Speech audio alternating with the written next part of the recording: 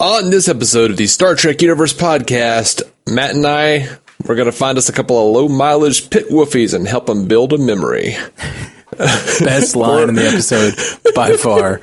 Best line in the episode. We're talking about Season 1, Episode 24 or 25, depending on your numbering system, The Neutral Zone, right after this.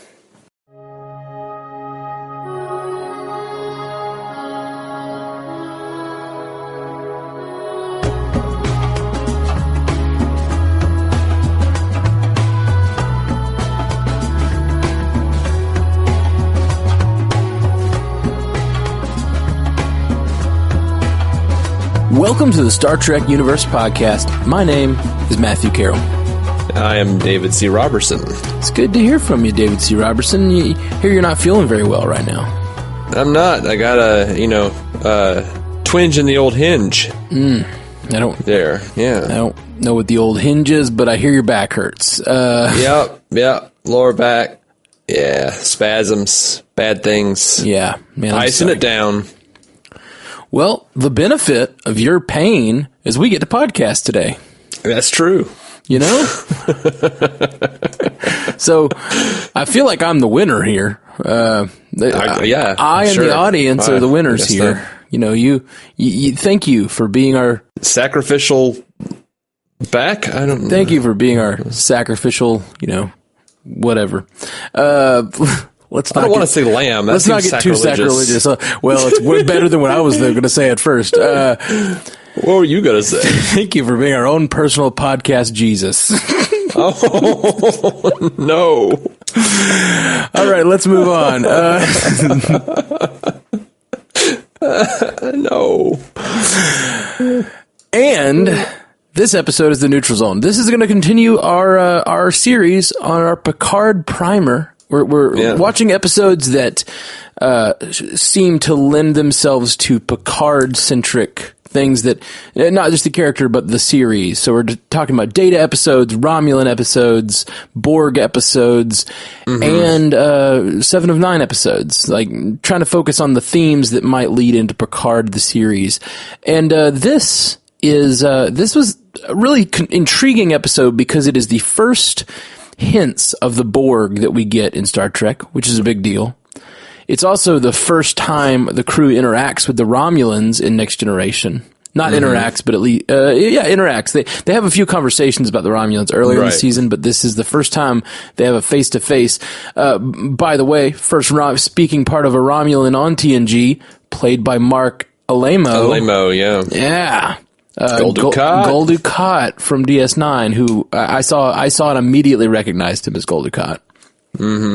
But even though this episode had tons of just reading a synopsis, we were like, we've got to cover this episode. It's the first interaction with the Romulans and the first mention of Borg activity. And it turns out not to really have that much to do with Picard or 7 of 9 or Data.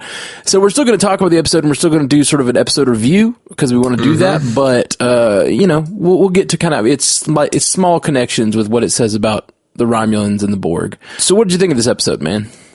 I thought it was a particularly weak episode, in terms of overall Star Trek ideology, in terms of the characters and who we know those characters to be.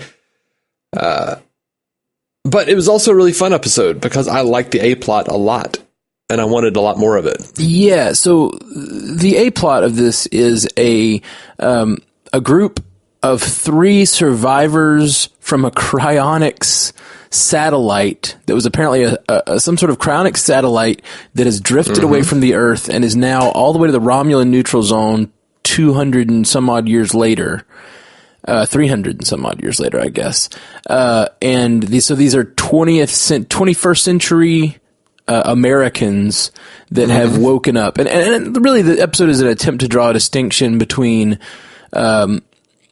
who we are now and who we are in the future as the Federation. Yeah. And I think it sort of does that in a clunky way. It felt like the most 80s episode of Star Trek I've ever seen. That is most definitely not the most 80s episode of Star Trek that I've ever seen. I mean, I'm definitely willing to hear you out on that. The thing that makes it feel 80s to me is just like the sort of stunt nature of like the fish out of water plot. It just felt like an episode of Alf or Harry and the Hendersons, like in the way it was just like, hey, it's normal people on Star Trek. Like, and it's also the season finale of season 1, which I thought was a really odd choice. That is, yeah. And like I can imagine the promos being run for this. What if a country singer, a financier, and a housewife show up on the on the Enterprise? It's like a weird. It was just a weird for Star Trek and for where the show goes and what kind of season finales and season premieres we get in the future. It's a really odd choice. My favorite thing about that is I was just thinking, the last time the Enterprise, intercepted a cryogenic ship, it didn't turn out well. No. And they just unfreeze them immediately. No one mentions the Khan problem. Yeah, well, I think I'm pretty sure Crusher looked down oh, they are definitely not genetically superior. Yeah, it was probably pretty clear what was going on here. Right. So I don't think that was an issue. It was just funny that in Next Generation they do it and it's just they're just normal people. Yeah. Yeah. But the funniest thing about it though to me was that they weren't superior. It was very clear that the point of this episode is that they were inferior. Yes. Everyone on TNG talks down to them like they are shit. Yeah, I totally agree, especially Picard. Yep. Especially Picard is a real asshole to them. We have grown out of our infancy. At the end of the episode, they have the chance to save those people months of travel back to Earth by taking a day off their course or a couple days off course to drop them off at a different station. It's going to get them home faster. Yeah. And Picard's like, it will be good for them to acclimate. And really it's just he wants them off his ship. He may have had a point though. I don't think he had a point. I think there's a justification there, but for sure this is a super clunky episode, and there's a reason for that. Why? What's the reason? Well, I don't want to get. Well, I guess it doesn't matter if we get to it into trivia. They were basically shot a first draft. Interesting. From a guy who doesn't know a ton about Star Trek. It wasn't his. Maurice Hurley is not his wheelhouse. Star Trek is not his wheelhouse. And this, first draft got written, and then the writer's strike happened. Oh, okay. So they were absolutely forbidden from writing anything else on it. Gotcha. That makes a lot of sense, and it makes sense why it ended up as a season finale, because it's we just need something to make this last episode of the season interesting. Well, also Maurice Hurley intended it to be the first part of a trilogy. Oh, okay. It was supposed to be somewhat of a cliffhanger because we never really resolve the Romulans and the Federation working together to figure out who destroyed those bases. It turns out later through a mention or something that it was the Borg, but it was intended to be the Borg, and it was intended to set up an alliance between the two that would, wind up counteracting the Borg when they come back. But interesting. It just sort of kind of faltered. When Q Who, which is later on in next season, I believe, it's the Enterprise's first official interaction with the Borg. In Q Who, they are doing the same thing that we see here, which is entire bases being uprooted. In the first appearance of the Borg, which we did not put it on our list, because honestly, it's a little bit, the Borg they're kind of proto-Borg. It's almost like they didn't fully have the idea for the Borg fleshed out. But in that, the way that they sort of, instead of assimilating humans or any other races, what they do is they just take technology and they just lift entire bases out of the ground. And that's what's happening here. And I think that may be the only reason we know that it was the Borg in this case.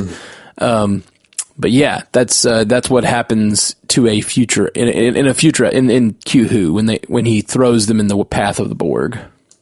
Right. And they had a few false starts in the Borg. One of them being the neutral zone, and the other one being that episode. What is it called? I can't remember what it's called. It's the one where all the parasites are inside of the people in Starfleet. Okay, I'm not familiar. There's an episode. It's from season 1, I believe, where they're like Starfleet has been completely taken over with these like worms. Okay. And then at the end, they send out those worms had sent out a signal. Like, but it's one of the more gruesome episodes of Star Trek because like they just straight up like shoot this dude and blow his head up, and then like the worm comes out of his like open torso. Wow. That's real gross. Yeah, dude. It was, yeah. It's really, really gross. I don't understand why I can't remember the name of that episode. I'm looking it up. I'll figure it out. Well, in the meantime, the episode we're covering today, it's fine. It really, not much happens. It's just this group of 3 people are thawed out. One's like, as I said, a country music star. One's a financier, and one is a homemaker, as they call her. And, Conspiracy.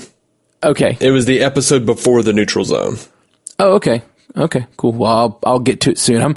We're doing this Picard Primer rewatch, but I am watching every episode. So I've been buzzing through season 1, trying to get through all the episodes of Star Trek TNG before Picard comes out. Right. So I'll get there very soon. But the signal at the end of that episode was supposed to have been like a call to the Borg.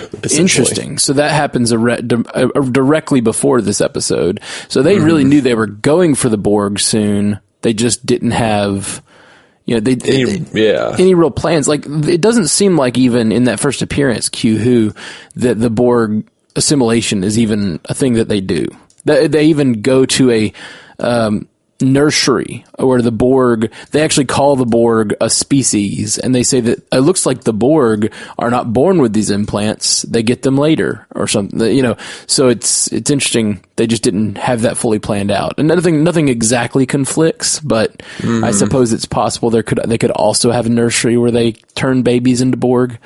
But well, yeah, I mean, why not? Yeah, why not? And apparently they do, but I don't know that is ever mentioned again. I think that's a one-off in that episode. We see him float. We see him, I think, in Voyager. We see Borg babies.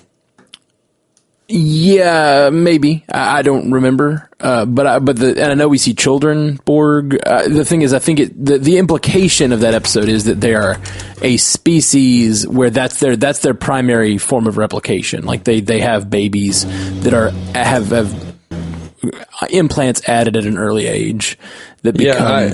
Borg. Yeah, there are definitely Borg babies on Voyager, but I just felt like the implication was they assimilate whole civilizations. Why would they just leave the babies there? Obviously, they would just assimilate them too. Yeah. It's just the way they frame, the way that Riker says it is he says it appears that it's a species. Like he acts like it's a species of people. The Borg are a species underlying themselves. They aren't a mixture of a bunch of different species as we know them to be now. Yeah. That was a reasonable assumption at the time. Yeah. Okay. So, they obviously, they talk a lot about, this financier character is supposed to be a reflection of how far the Starfleet has come now that they've left money behind. What did you think? I felt like that argument. I mean, like I love the idea of the Federation. I love the idea of there being no need in space. Like they've gotten past the point of need. Yeah. Because of matter replication, all food and shelter is taken care of. So now the society is about something different. But I thought it was interesting because they really tackle it head on with this financier, and really the financier gets the last word, which is kind of a bummer. He says, Picard says, it's all about possessions. He's like, it's not about possessions, it's about power. And he says, what kind of power? Control of my life. Control of one's life is the most important thing. He's like, that's not, that's a fantasy. And he says, well, I'm here, aren't I? And it's like, oh, okay. Well, yeah, this guy clearly won his century, kind of, like. Yeah, I did like that. And that's one of the things I like most when Star Trek does it well, is when they present two sides, but neither side comes out on top necessarily. Like, there's always food for thought, and I like that idea. Whereas, like, you had your priorities a little mixed up, but you are here. Right. Now, like, one of the things that's interesting is, like, clearly in Star Trek, previously and subsequently, life is valued. Yes. But here in this episode, Riker is like, yeah, whatever you do, Data, just do it quick. I don't care. Save them or don't. Yeah, no, and Picard is actively annoyed that he saved them. They're already dead. What were you going to do? Well, they're here now and they're alive, so we have to treat them like they're people. Like, what the hell, man? And then you have Crusher, like, people in the 20th century were terrified of death. Ha, ha, ha. We embrace it now, Yeah.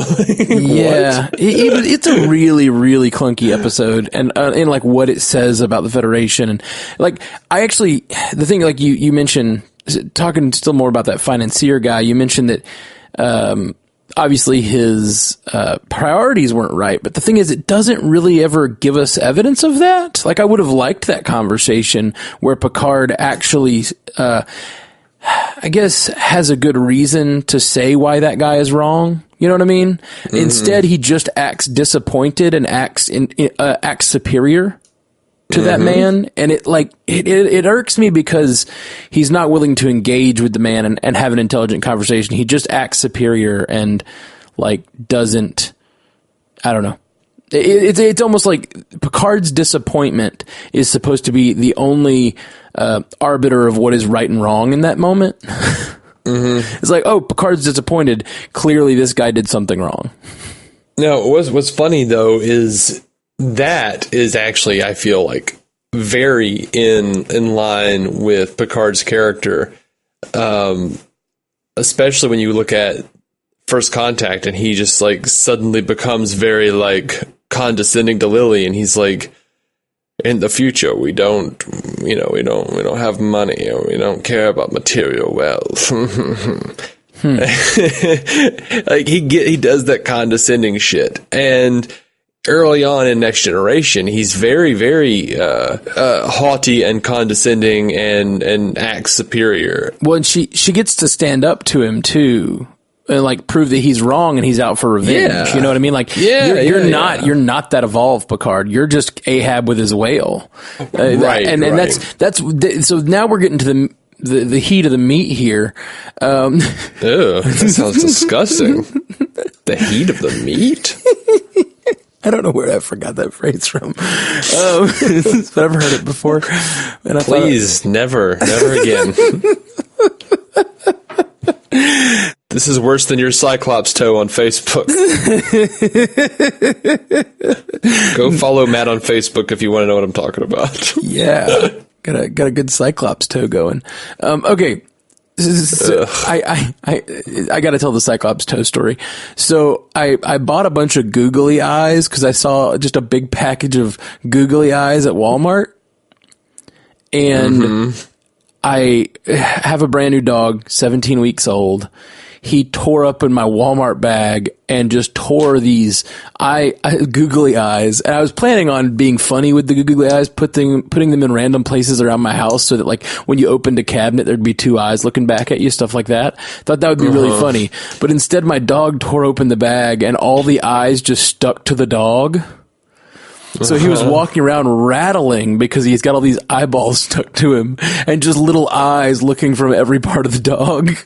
It's really funny. I don't know why. It made me laugh. Anyway, so those have been all over my house all week, and so I stuck one on my toe and put a picture on Facebook. Yeah.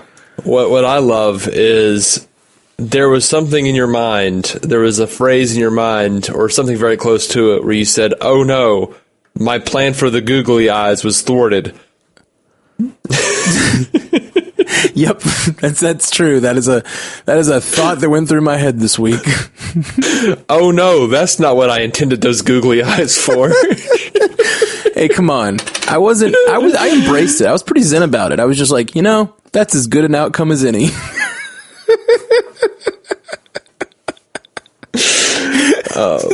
Yeah. But, like I was saying, though, the heat of the meat. We were getting to the heat of the meat. Picard was an ass. He's a military type of guy. He buys hard into the Federation. Yeah. He buys hard into the philosophies taught in what is considered civilized society in the 24th century. And, even in the first episode, he asks Riker to make sure he doesn't make an ass of himself around children. And the softening of Picard is a real character arc throughout the series. He's really he tries hard to be less rigid and less superior to everyone. But it's still there, and I think it's a big part of his personality, and I think it could play into, there's that scene in the trailer for Picard where he's yelling at that officer, like, it's what the Federation stands for. It's what the Federation still should stand for. Like, he has such a rigid belief of what the Federation should be. Yeah. And I wonder if they will examine that, or if, because it's sort of his swan song series, it's just a hill for him to die on. Yeah, which can also be a lot of fun, but I kind of like that. I'd prefer them to examine him a little bit. And, him have some flaws that we get to really uncover and evaluate, and him to grow through. Because I feel like if they just make him, he's the captain and he just needs to win, that's a less interesting story. But I also know that Picard is such a venerated character that we might not get much flaw within him in this new series. Oh, don't you believe it, man. It's going to piss off every Trekkie ever because, So many of these people will be like, "Oh, Picard was never like that." Go back and watch the show, y'all. Yeah. Picard's got flaws, serious flaws. He's a total ass. And he believes in the Federation to a fault. Like this, and, if I know Kurtzman and Michael Chabon, they're going to present some flaws. Yeah. I definitely think they will. I think you're right. And I'm really hopeful that you're right. So that's some pretty interesting stuff about Picard we saw in this episode. Like, what do we see about the Romulans? Well, don't put anyone who has subpar acting ability next to Mark Alamo. Yeah, I agree. And I don't even know if... The hard thing is, I think the guy to the right, whoever he was, his name was Fee, I think, on the episode. Mark Alamo's character, a Tabak, or whatever, Romulan word, is really showing a lot of personality. And it seemed almost like that other guy who was picked to play the other Romulan had a confusion about what a Romulan was. Like, he was like, "This is a Vulcan, right? I'm a Vulcan." And he's an arrogant Vulcan, which is to be expected. He's basically the same thing. He's he comes off pretty bad next to Mark Alamo, for sure. Like, they're just playing two different types of guys anyway, but... For sure. And that's okay. Two guys in a species can be very different. Yeah, absolutely. It's just, the line delivery of the guy that's not Mark Alamo is just so bad. Right. I don't know. It was really distracting to me. Every time he was on screen, I was just like, why is he... Oh, no. And it's not even like captivating like Christopher Walken bad acting. It's like Christopher Walken's acting is so bad that it's actually really super good and creepy. Right. Just because it's not really acting. It's off his kilter. acting is just it's quirky but he talks like that in real life. Yeah, and it's interesting because it's so quirky that you're like, it sets you off balance. Yeah. So I think we did get a big speech from Troy. She gives a psychological breakdown of who the Romulans are. And she says first that they're basically supremacists. They're arrogant to a fault. She says it goes beyond arrogance. Yeah. Which is funny to be telling Picard in this episode. Right? We just had that discussion about Picard. He's like, well, that's not very Federation of them. And he also says they're very curious, which is interesting. I really like the outline of the Romulans here because they don't come off like mustache twirling villains. They come off as villains, but they come off as they also say that they shouldn't be the ones to attack first. Generally, they're going to wait and see what you do. They have a fascination with humans. All of that to me is very interesting. They also killed Worf's parents. Which, I don't know that that'll play into the Picard series, but, it could. Worf could absolutely show up. For all of its flaws, this episode did set up a lot.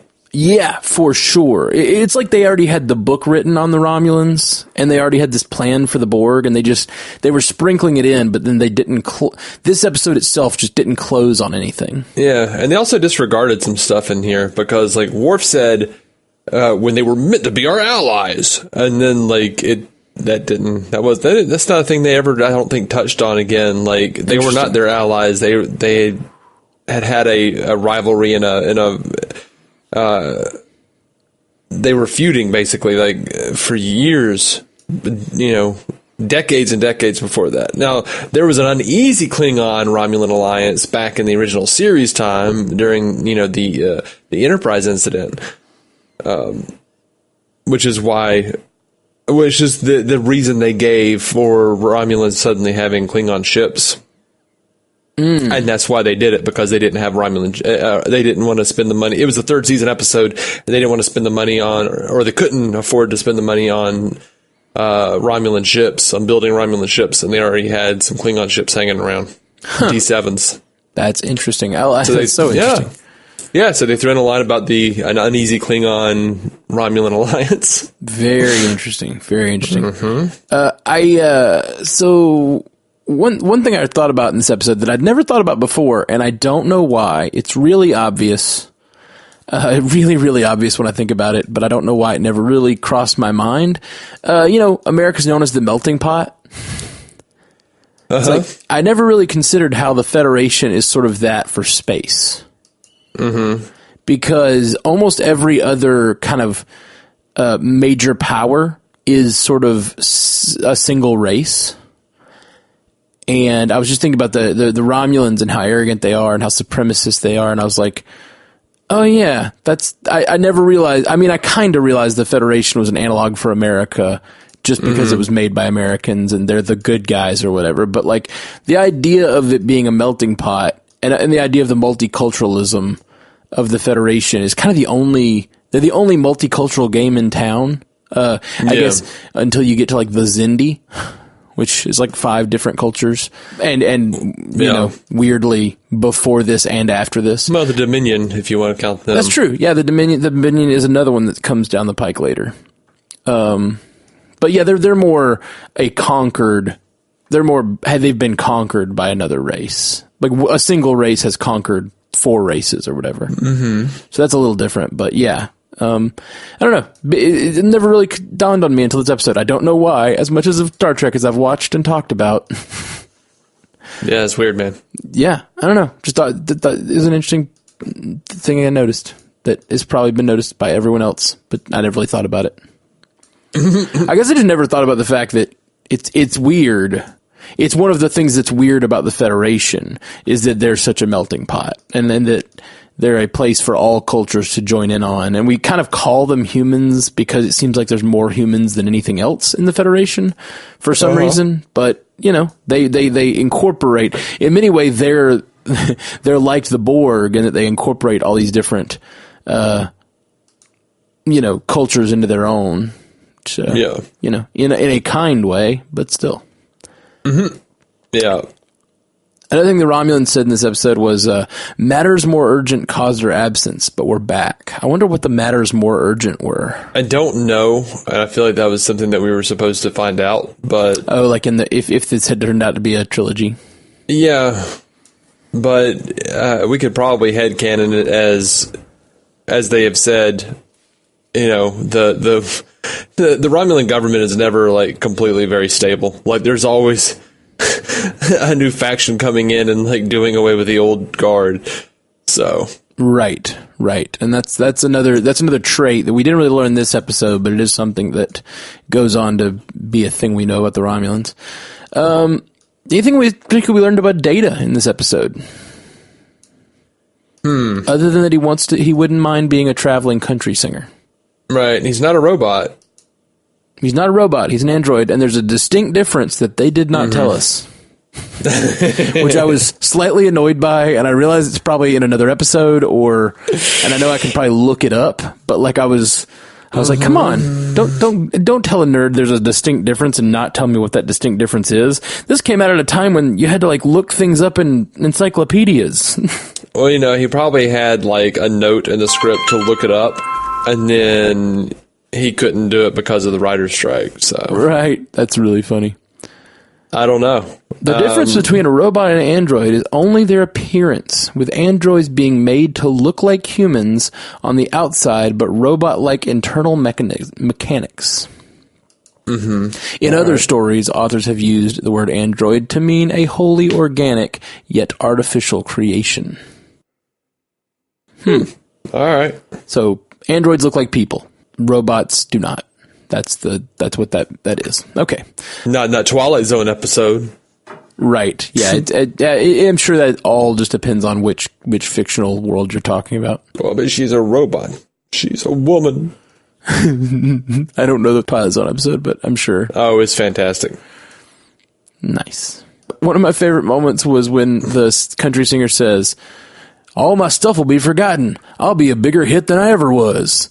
And cuts to Picard and he goes, "Perhaps so." And it's like such a condescending asshole thing. Like, he clearly knows this man is not going to be a big hit. And it's just like, perhaps so. He's such a condescending asshole in this episode. Mm-hmm.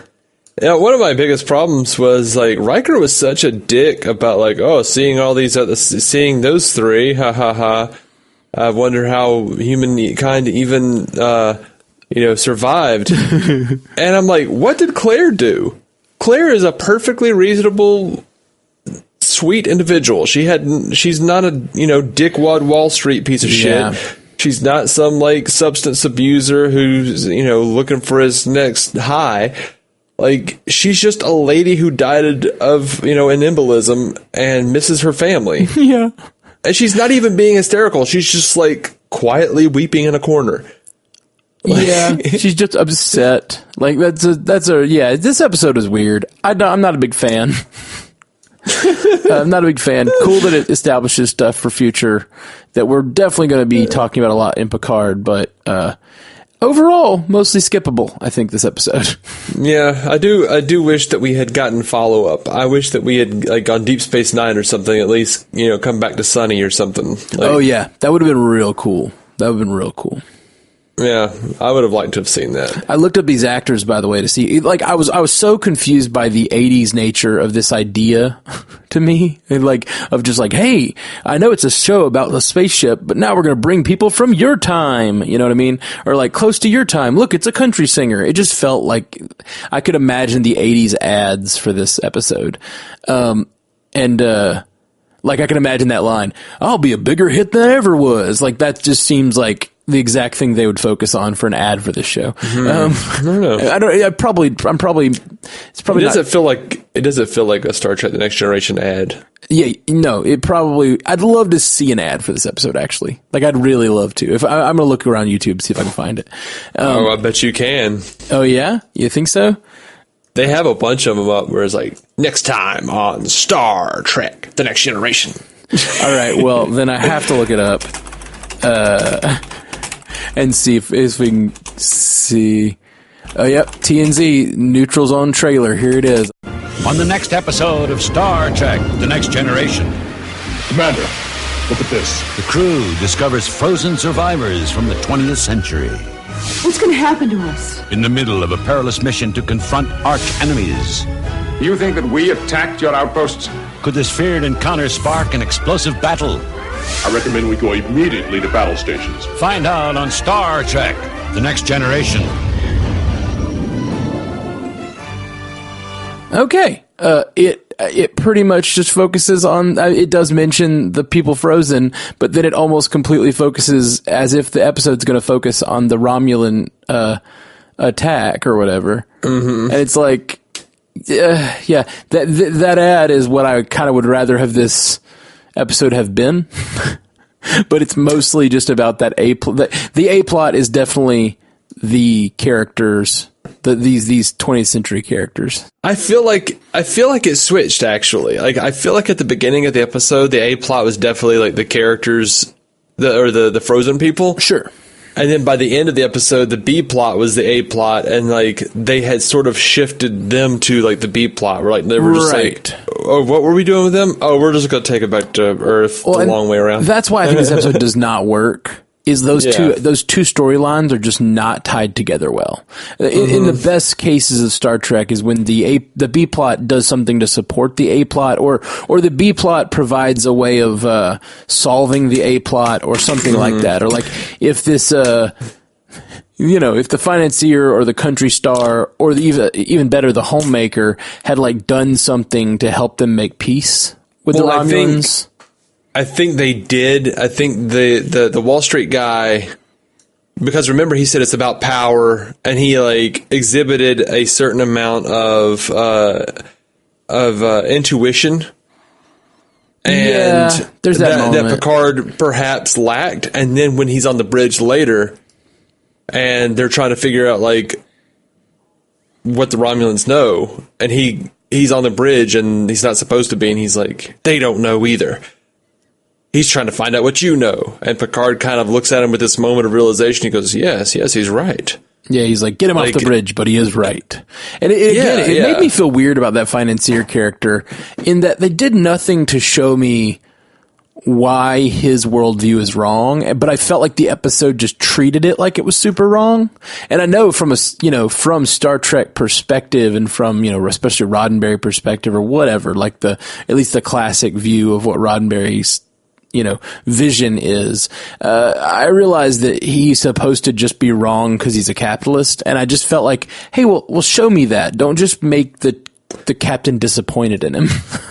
I feel like that was like the intention at first, but then it felt like they were trying to make a statement of like, because it was a little heavy-handed how superior acting everybody was acting.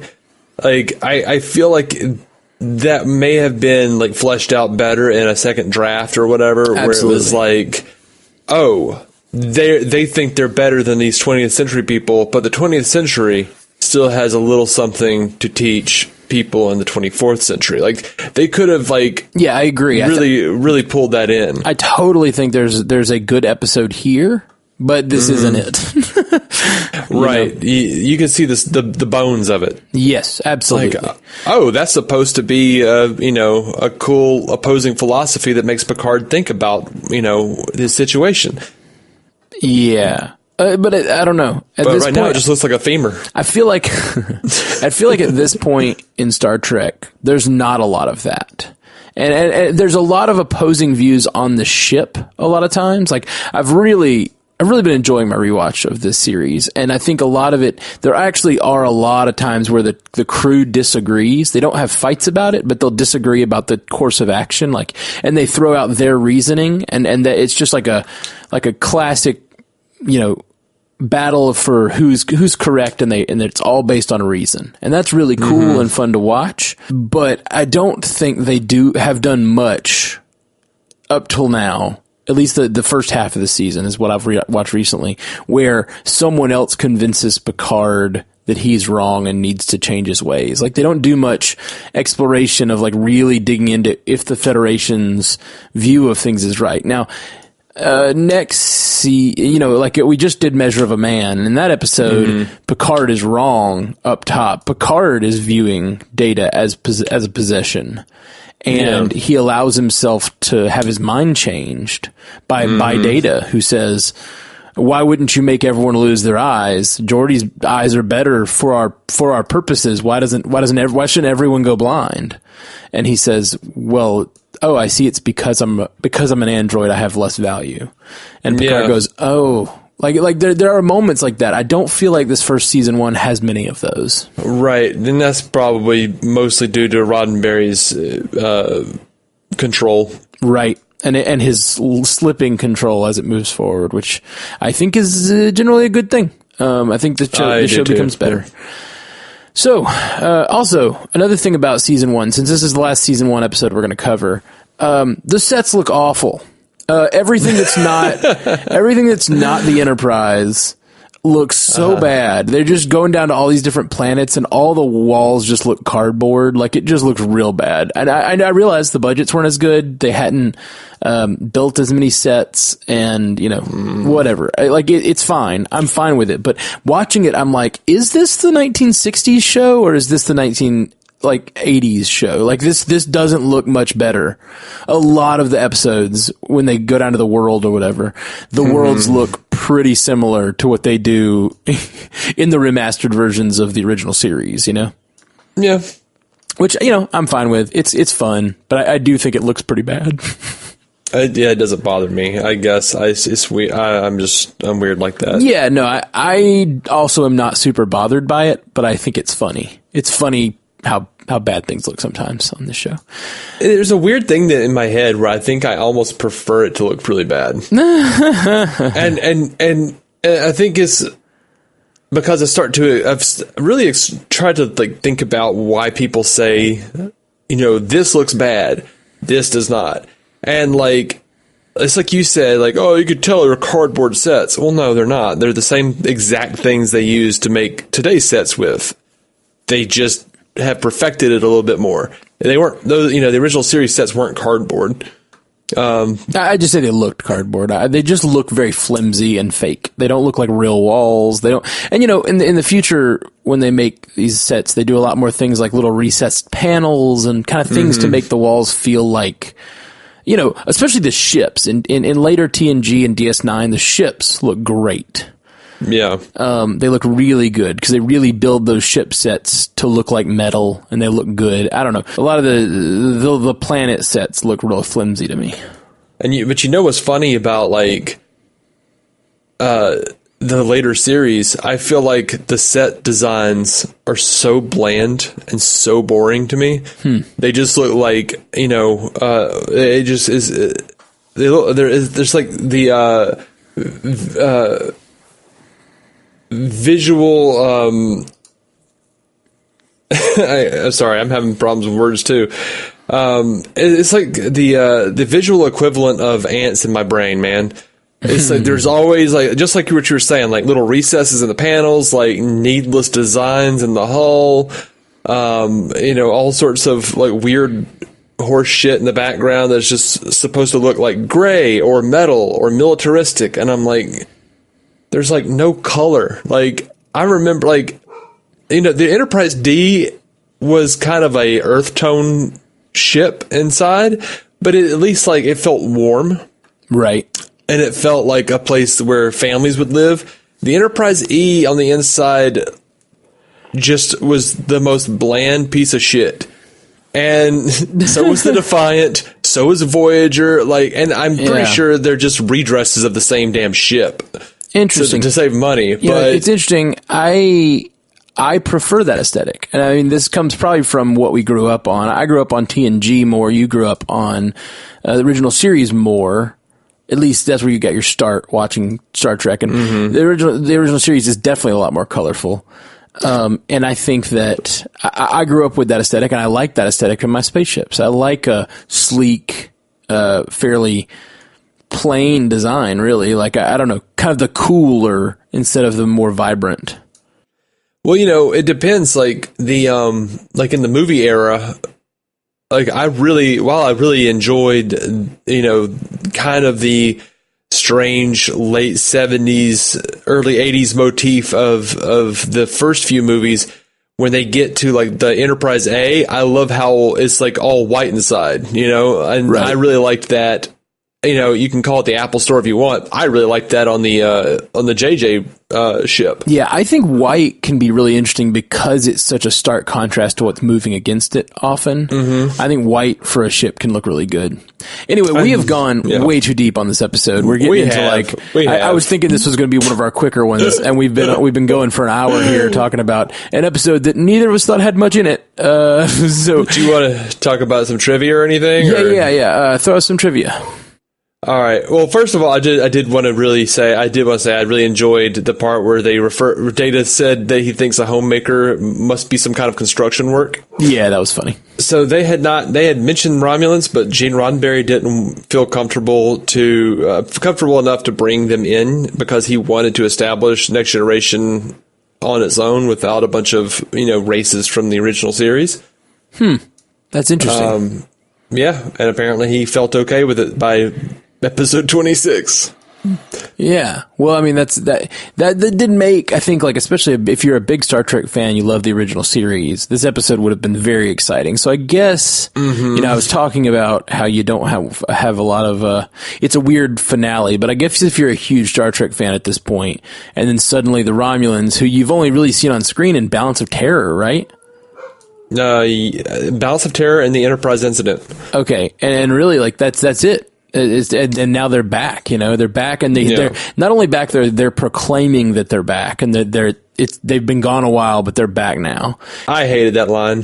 Oh yeah, I hated that line because it was just like, we're back, and it was just as like on the nose as Picard's last bit where he was like, no, the journey will do them good. Besides, it would make us go back, and our mission is to go forward, and it's just begun. There's still much to do. There's still so much to learn. I'm like, shut up. It's so interesting. It's super cheesy. I get it. It's so interesting when that's okay and when that's not, because it didn't bother me. Neither of those things bothered me. But I get it. Like, we just started watching Watchmen, as we may have mentioned on this show. Check out Who Watched the Watchmen, our new Watchmen after show. But not ours, but yours. Yeah. My Jason from DC on Screen. Me and Jason from DC on Screen, yeah. We talked some about that. Like, Watchmen, the comic, is very sweeping, super flowery dialogue, and as is the movie. And the new show is very grounded, down to earth dialogue. And we were just discussing how, like, you know, we kind of missed that, but also we acknowledged that it would probably be a mistake for the series, you know? Yeah. You mentioned Mark Alamo being Gul Dukat. This was actually his second time on Star Trek. He was a character named Badar in Lonely Among Us, and he went on to be Gul Musset in The Wounded, and he was Frederick LaRouche in Time's Arrow, and then finally Gul Dukat in Deep Space Nine. Oh, yeah, that's cool, man. I love that kind of, I don't know. I love that Star Trek, because of the nature of Star Trek, they can have those actors come on in so many different roles. It's really neat. I was watching the first appearance of the Ferengi the other day, and Armin Shimmerman was one of the Ferengi. Yeah, it was one of the first appearances of Ferengi, and goes on to play Quark. And that was amazing. He had the most lines too, so they kind of wound up, molding that species after him. Yeah, it's really neat. Let's see, when Deanna Troi was showing Claire Raymond her family tree in the original version, the names on it were like the first 6 actors to play Doctor Who. And they also had Mary Richards, Lou Grant, Kermit the Frog, Miss Piggy. But in the remastered version, where you would actually be able to see it really well, they changed it to CBS Digital and TNG actors and production staffers and stuff. That's really fun. Yeah, that's what I thought you were going to say. It was people from the production, but no, they went like super silly with it. Oh yeah. I think that is pretty much all I really care about. Cool. As far as trivia, there's a whole bunch of trivia on Memory Alpha, though. Yeah, I'm sure by the time now that we're doing TNG and not Discovery, which is like brand new, there's going to be tons of trivia about all this different stuff. So thanks for digging through all that stuff, Dave, and finding the interesting bits. That's really cool. Oh, yeah. I mean, there's a lot of interesting stuff. It's just, good Lord. Right. We can't talk about all of it. But yeah, guys, thanks so much for hanging out with us. We are really enjoying doing this Picard Primer. We're really going to be, we've narrowed it down. I guess we should mention the episodes we're going to be doing going forward, at least the next one. The next episode we're going to do is a biggie, Best of Both Worlds, Part 1 and 2. That's right. And I'll go ahead and read these off in case any of you want to get into some of this. Best of Both Worlds, Part 1 and 2. Then we're going to do the next episode, Family, which is where Picard goes and visits his family. We're going to do Unification for some Unification Part 1 and 2 to get some good Romulan in there. We're going to do I, Borg, which is a really important Borg episode. A Hugh episode particularly. Descent Parts 1 and 2, All Good Things Part 1 and 2, and that wraps up the TNG. Then we're going to do a little Voyager with Raven, The Gift, Drone, and Unimatrix Zero. And then we're going to watch First Contact and Nemesis. And that will be our Picard Primer. So if you guys want to jump ahead, watch any of those. I thought we had cut off the Raven and added Star Trek 2009.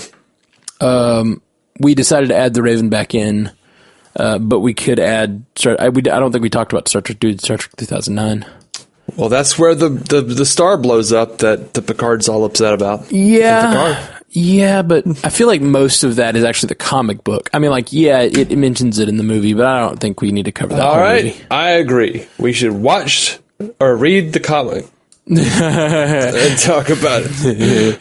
Okay, well, we can discuss that when we get if we get through all this. Maybe we'll do the comic. I'm really bad at getting through a comic book. We just did it for the Watchmen. It took me way too long. So I'm sort of like, let's do the TV shows. I'm a real good consumer of television. I'm real good at it. But yeah, no, I think that's a possibility. We might do the Countdown comics because they really do. The problem is that I'm worried that they are going to change things and that those Countdown comics are going to be useless. I feel like they're going to be true to the series for sure. If they do change things, at least we will be prepared to acknowledge it. That's true. So we'll those are the TV and movies we're going to watch. We might cover some of that comic once we get there. So the next thing, Best of Both Worlds, Part 1 and 2, next week. So y'all come hang out. If you haven't subscribed yet, subscribe.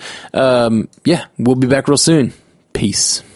Live long and prosper. To reach out to us, hit us up at StarTrekUcast.com, at Star Trek Ucast on Twitter, or search for the Star Trek Universe Podcast on Instagram or Facebook. And if you want to hear more from David C. Robertson, search for the DC On Screen podcast in your podcast app now, or go to maladjusted.tv for his comedy sketches. If you want to hear more from me, Matthew Carroll, search for the Marvel Cinematic Universe podcast or the Orville Universe podcast in your podcast app, or check out my music. Just search for Matthew Carroll wherever you listen to music.